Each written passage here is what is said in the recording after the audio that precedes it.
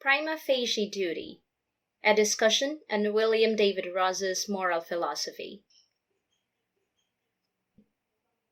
As a moral realist, William David Ross argues that there are objective moral truths. That is, objective moral truths exist in reality. However, Ross claims that something is good only if that thing is really good. Hence, the concept of right and good play an important role in Ross's moral philosophy. And as a matter of fact, for Ross, rightness and goodness are the only two moral properties. It is important to note that for Ross, rightness and goodness are indefinable. That is, they are irreducible objective qualities. Thus, as they are in themselves, rightness and goodness cannot be defined. However, as Ross would have us believe, we can make sense of what rightness and goodness are through their physical manifestation. Consider this example. I have a good dinner. Here, we understand the word good only in reference to its physical manifestation. That is, the dinner is satisfying. But as it is in itself, Ross argues that we cannot tell what really is goodness. What this contention implies is that, for Ross, there is no such thing as absolute goodness. Goodness therefore depends on a specific situation. For example, when we say divorce is good, then this good cannot be absolute. In other words, divorce might be good to some people, but bad to others. Now, Ross contends that rightness belongs to an act, while goodness belongs to a motive. Thus, rightness is not identical with the act per se, just as goodness is not identical with motive. But how do we know the rightness of an act and the goodness of its motive? Well, according to Ross, in order for us to know the rightness of an act and the goodness of its motive, we need to determine the non-moral properties or circumstances that surround the act itself. Let us consider, for example, a physician administering a medicine to a patient. Before we can know that the physician's act of administering a medicine to a patient is good or not, we need to know what the medicine is and why the physician is administering the medicine. If the physician is administering the right medicine in order to cure the patient, and she is doing it out of duty, then we can say that the physician's act of administering the medicine is right, and that her motive is good. As a non-consequentialist, Ross rejected G.E. Moore's consequentialist ethics and argues instead that maximizing the good is only one of the several prima facie duties which guide the individual in determining what she ought to do in a given situation. And as we can see, Ross's moral philosophy hinges also on the concept of prima facie duty and actual duty. And so in Ross's moral philosophy, prima facie duty refers to a conditional duty, while actual duty refers to an unconditional duty. And according to Ross, an actual duty is one's duty proper. And as our duty proper, an actual duty is what we have been referring to as our moral obligation. The actual duty, indeed, is the most stringent duty. Now, how do we resolve when conflict of duties arise? Well, according to Ross, when conflict of duties arises, then we ought to do that which is more of a duty. In other words, Ross is telling that when conflict of duties arises, we ought to act in accordance with a prima facie duty which has a greater balance of rightness over wrongness. Let us consider this example. Gloria promised her son to be home early from work so they could have dinner together. However, when Gloria is about to go home, her boss had a heart attack.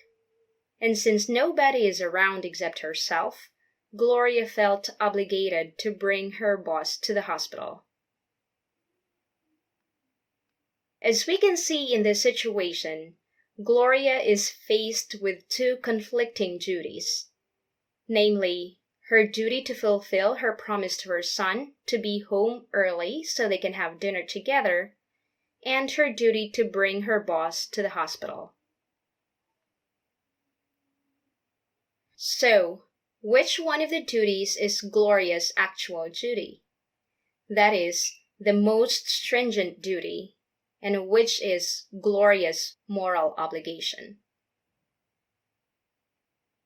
As we can see, there are two prima facie duties here, namely, prima facie duty number 1, Gloria's duty to fulfill her promise to her son to be home early so they could have dinner together. And prima facie duty number 2, Gloria's duty to bring her boss to the hospital. Now, which is more of a duty from the two prima facie duties mentioned? Obviously, as Ross would have us believe, prima facie duty number 2 is the most stringent duty. Hence, Gloria's moral obligation, therefore, the actual duty, is to bring her boss to the hospital. And so how do we know then that one is more of a duty than the other? Or how do we know that such duty has a greater balance of rightness over wrongness? Well, first, Ross believes that one and only one of the two prima facie duties is our actual duty. And of course, we cannot do both, and this is self-evident. Now, second, according to Ross, we can absolutely have the right opinion about which is more of a duty because it is always self-evident.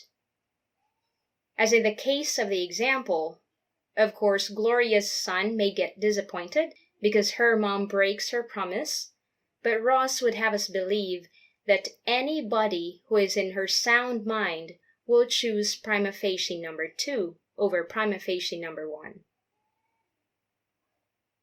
And so as we can see, we can apprehend the actual duty from the two conflicting prima facie duties using our intuition. And this explains why Ross was considered as an intuitionist. Hence, in Ross's moral philosophy, the actual duty appears to be self-evident, just as the axioms in mathematics. At the end of it all, what Ross suggests is that whenever one needs to make a moral decision in which more than one prima facie duties is involved, one needs to study the situation as fully and extensive as she can until she arrives at a sound opinion about which of the conflicting prima facie duties is more of a duty. The prima facie duty that is judged to be more of a duty, that is, the most stringent duty, appears to be one's actual duty. And according to Ross, there are rules of thumb that will guide us in determining which of the conflicting duties is more of a duty. For example, non-maleficence is more stringent than beneficence. Now, in his famous work titled The Right and the Good, Ross listed 7 basic types of prima facie duties, like a list of commandments, that will guide us in making moral decisions. As is well known, the correct moral principles in Ross's moral philosophy are expressed in these 7 basic prima facie duties. But because there is no ranking among them, Ross argues that they must be judged separately. And so, the 7 basic prima facie duties, according to Ross, are as follows: duty of fidelity, duty of reparation, duty of gratitude, duty of justice, duty of beneficence, duty of self-improvement, and duty of non-maleficence. Duty of fidelity, according to Ross, is our duty to be faithful or be loyal to a worthy cause. Now, the duty of reparation, this is our duty to right the wrongs we have done to others.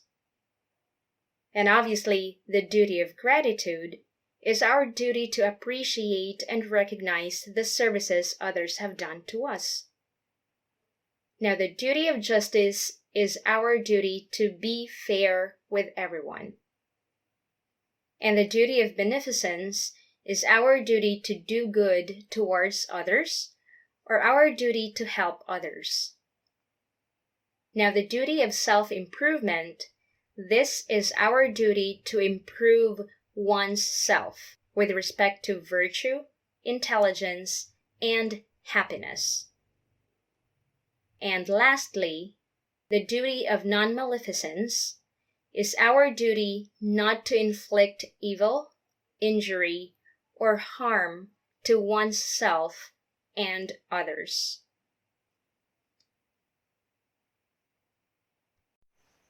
That's it for now. Thanks for watching another episode of our Whiteboard edition here at PHILO-notes. Full transcript of this video is available at PHILO-notes.com. Feel free to subscribe to our newsletter to keep you posted of our newest contents. And if you haven't subscribed to our channel yet, simply click here and tap the bell for notifications. Thanks. Keep learning.